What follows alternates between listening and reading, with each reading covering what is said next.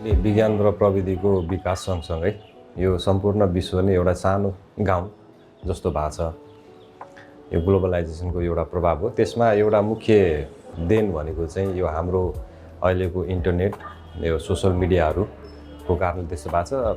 अब तपाईँ हामीले कुनै पनि कुरा सोसल मिडियामा हाल्ने बित्तिकै विश्वका हरेक कुनामा बसेको मान्छेले सजिलै देख्न, पढ्न र रियाक्ट गर्न, कमेन्ट गर्न सक्ने अवस्था छ।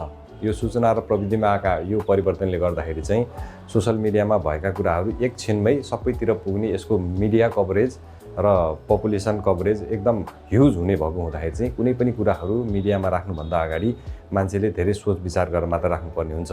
आजकल सोसियल मिडियामा कुनै पनि कुराहरू राख्दाखेरि मान्छेले सोच विचार गर्नुपर्छ। यसरी सोसल मिडियामा राखेका कुराहरूले सबैतिर प्रभाव पार्ने भएको हुँदाखेरि चाहिँ नकारात्मक सन्देश दिने खालका, समाजमा सामाजिक सद्भाव खल्बलिने खालका, धार्मिक सद्भाव खल्बलिने, राष्ट्रको सार्वभौम सत्ता, शान्ति सुव्यवस्था खल्बलिने खालका समाचारहरू पोस्ट गर्ने जस्ता कामहरू नगराउनु हुन तथा त्यस्ता पोस्टहरू सेयर गर्ने, कमेन्ट गर्ने, लाइक गर्ने काम समेत पनि नगर्नु हुन चाहिँ जिल्ला प्रहरी कार्यालय धनुषा हार्दिक अपिल गर्दछ। सोसल मिडियामा अहिले सामान्य नागरिकले मात्र चलाउने नभइकन कतिपय मिडियाका पनि फेसबुक पेजहरू, वेबसाइटहरू भएको कारणले चाहिँ मिडियाका साथीहरूले विशेष गरेर अघि मैले उल्लेख गरेँ जस्ता सामाजिक संवेदनशील कुराहरू, कुनै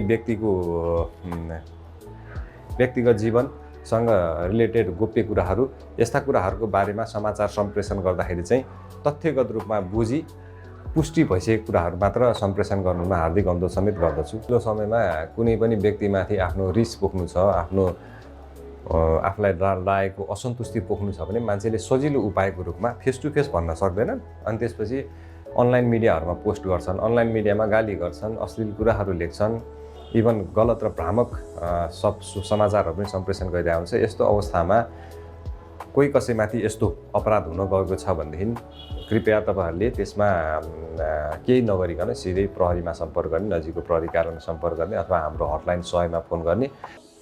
केही वर्ष अगाडि संयुक्त परिवारमा बसिरहेको अवस्थामा अहिले हामी सबैको हातमा एउटा मोबाइल छ भने बच्चादेखि बुढोसम्म एउटै संयुक्त परिवारमा भलाकुसारी गर्ने ठाउँमा एक्लै सामाजिक सञ्जालमा एकदम घोरिएर लागेको अवस्था एकातिर छ भने एकातिर हाम्रा साना बाबु नानीहरूलाई आमाहरूले छोराछोरी रोयो भने चाहिँ मोबाइल दिने चलन छ, चुप लाग्यो। तर त्यो बच्चाको मानसिक विकास कसरी हुन्छ त? त्यो दिमागै ठप्प भएको अवस्था हुन्छ। उसले अगाडि सिकाउने प्रक्रिया चाहिँ रोकिया हुन्छ र एकहोरो उसको मस्तिष्क हुन्छ।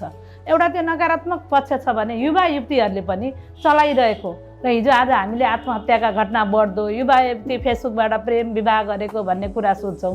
फेसबुकमा एउटा कुरा हेर्याउँछ, अगाडि हेर्दा अर्को कुरा देखिया छ। त्यसले गर्दा नकारात्मक असर छ भने हामीहरू मुभीहरू हेर्छौँ, फिल्महरू हेर्छौँ, त्यसबाट राम्रो कुरा नलिएर नराम्रा आपराधिक घटनामा पनि संलग्न भएको युवा युवतीहरू पाइएको छ। र हामीले चलाइरहेका मोबाइलहरू, कुनै पनि सामाजिक सञ्जाल, त्यसलाई हामीले कन्ट्रोल गर्न सिक्नुपर्छ।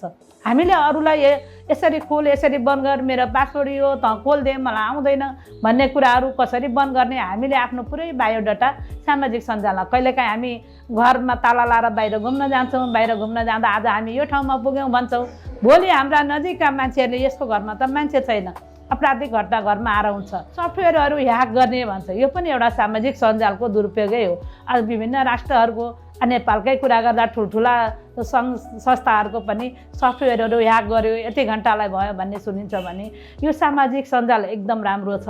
तर नियमनकारी निकायले चाहिँ यसलाई कसरी कन्ट्रोलमा राख्न सक्छ र नकारात्मक कुराहरूलाई कसरी न्यून गर्न सक्छ र सकारात्मक कुरालाई अगाडि आयो भने चाहिँ हाम्रो लागि धेरै राम्रो भन्ने मेरो बुझाइमा छ।